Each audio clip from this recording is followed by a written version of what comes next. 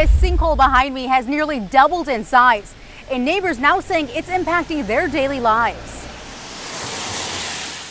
This has been a constant source of stress for 2.5 months. That stress, this sinkhole.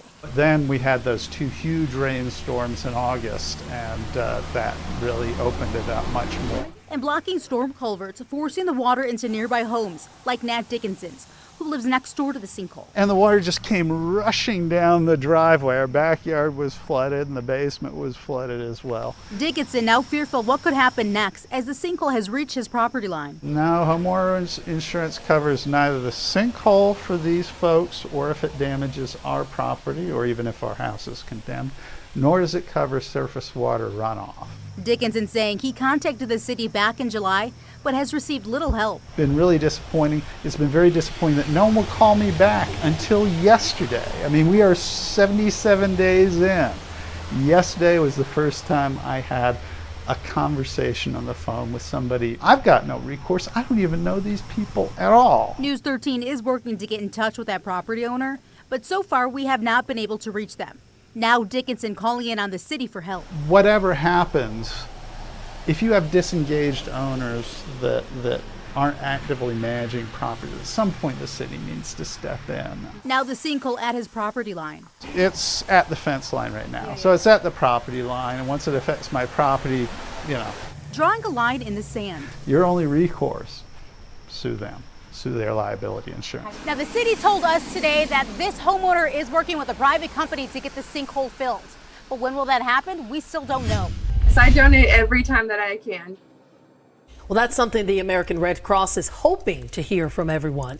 With decreased blood donor turnout, the Red Cross blood supply has dropped to the lowest it has been at this time of the year since 2015. Donating blood can be a life-saving effort. Amy Russo joins us live right now from the newsroom. So, Amy, you actually spoke to one Dorchester County woman who received not only 1, but 2 blood transfusions, right? Yeah, well, hey there. Good morning, Leah. So that's exactly correct. It's every parent's worst nightmare. So this is Candace Vincent. She was just in the 4th grade when she needed blood, and she needed it quick, you guys. So Candace was playing outside. Then the unthinkable happened. She started hemorrhaging.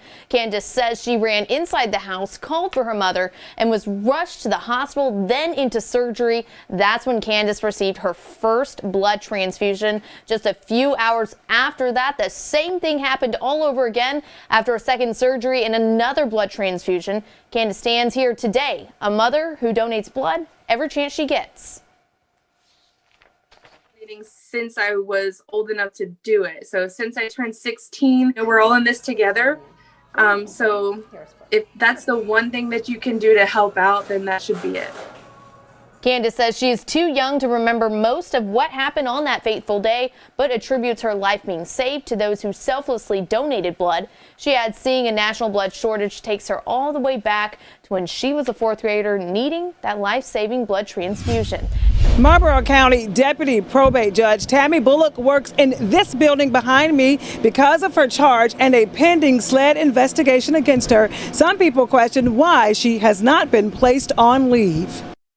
State police confirmed to me they're investigating Marlboro County Deputy Probate Judge Tammy Bullock's involvement in the estate of Hollis Slade. He passed away back in January. Bullock was sworn into office in March. Police didn't give the nature of the investigation. In February, Bennettsville police charged Bullock with pointing and presenting a gun during an argument with a woman.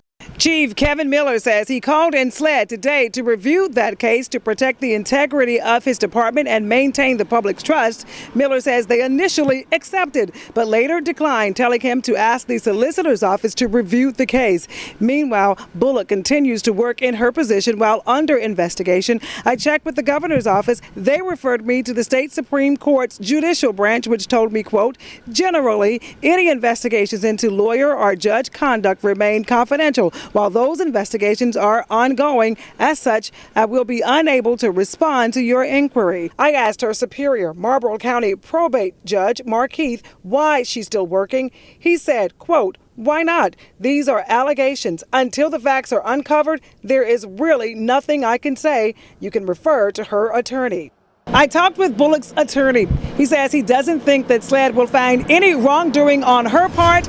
She's been most dominant long jumper over the last 12 years, 7 world titles, 4 times the Olympics, and then an Olympic gold medal, and finished second in Tokyo. So to have someone with that level of experience, and she's been great with the kids so far. Brittany Reese, a decorated Olympian long jumper, spending her day working with kids in Myrtle Beach to help them improve their own long jump skills. I never got that experience growing up to be able to be around Olympian athletes, being around somebody that was heavily involved in the sport. So me being able to give back my knowledge and talk to young kids and show them some things that had helped me be so successful. In this second of 3 track and field workshops, whether rain or shine, City of Myrtle Beach Sports Tourism Manager Jeff Jacobs is working to introduce local youth to the sport. And we're hoping to be out at the track today, but obviously we had some weather, so we're inside Pepper Gettings right now, but we're doing a lot of the jumping drills and sprinting drills that are applicable to the sport.